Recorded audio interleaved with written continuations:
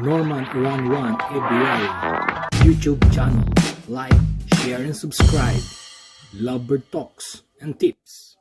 Hello and welcome back my fellow Kashababs. Shout out Ian Words TV, Kuya Joms TV, Fred Morga, John Kenneth Balbiano, and Sis Ebiari. Konting update lang mga Kashababs. Ito pala yung aking dalawang green split opa, split ino, saka itong isa naman, ito po possible split ino. Nahuli ko lang po ito mga Kashababs. At ito naman anak po ng aking parisan. Ito po ay green split opa, split ino. Wala pa po silang kapares. Bali may nakaready na po tayong papares sa mga yan mga Kashababs. At ito po yung aking pinag-prepare. Medyo banded na po sila. Back to back violet opaline po. Double factor po kung sakali mga Kashababs magkakanak po sila.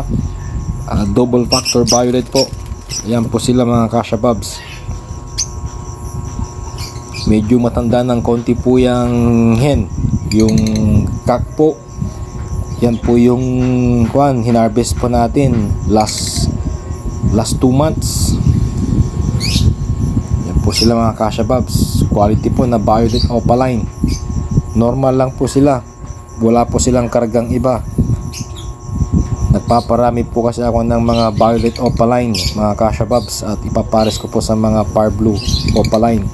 At nang sa ganun sa ganda pa lang pwede po nating ibenta kahit murang halaga. Yung po mga Kashababs. At ito naman po yung ating hinarvest last 2 weeks po ba na pinaposter po natin, at iba-iba po yung kanilang magulang. Ayan po sila. Yung par blue po dyan, anak po yan ng violet opaline saka par blue opaline. Saka yung nasa babahan niya na opaline po na green, 6 link hen po yan. Split ino po yan mga Kashababs.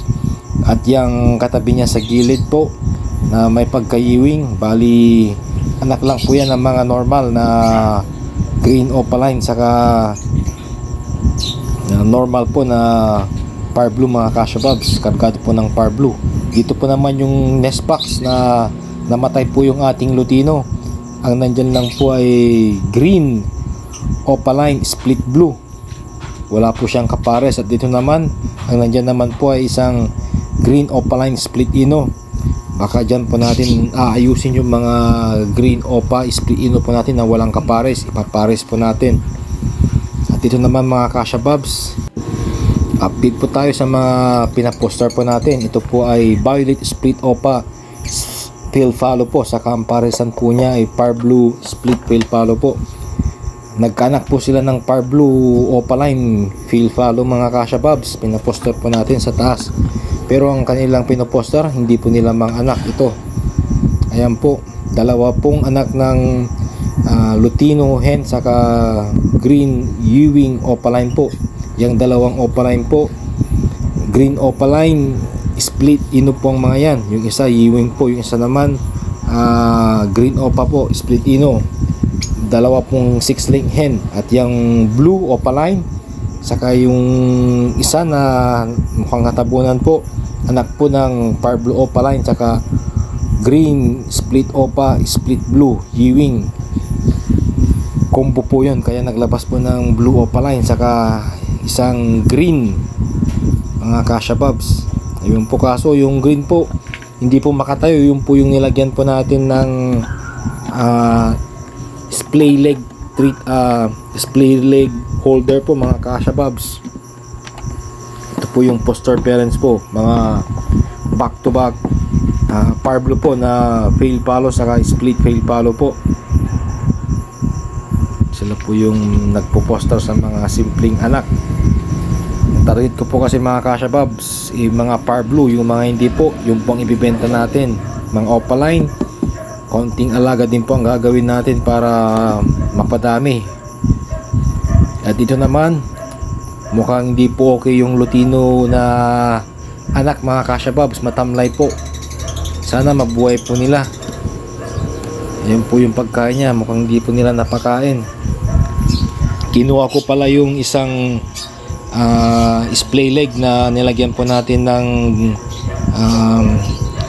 pangtuwid ng kanyang pa, splay leg holder treatment mga kashababs. Kaso hindi na po natin maayos to. Huli na po yung pagkakabit natin, malaki na po yung ibon, tsaka mali talaga yung ayos ng paa niya.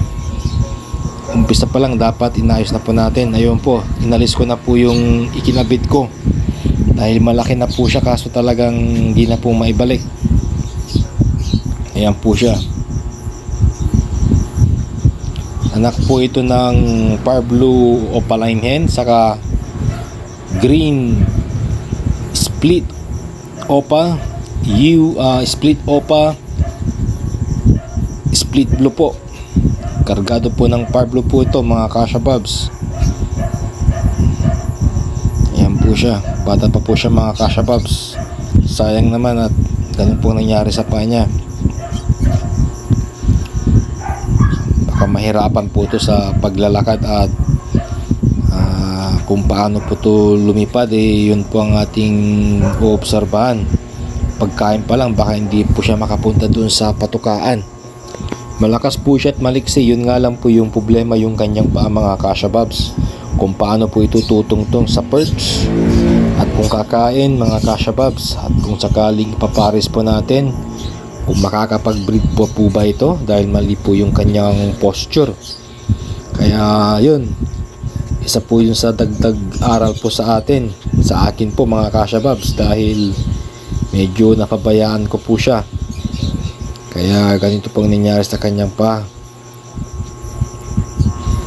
So, obserbahan po natin ito mga kashabab sa kanyang paglaki, kung paano po ito maglakad at makisalamuha sa kanyang mga kasama, at kung paano po ito kumain, kung makakakain po ba siya ng tama o kung madali po siyang mabuli at itulak ng kanyang mga kasamang ibon mga kashababs, dahil hindi po talaga balanse yung kanyang tindig. Isa lang pong paa, yung isang paa ayun po mukhang hindi po talaga maibabalik na. Huli na po nang malagyan ko po ng splay leg treatment holder mga kashababs.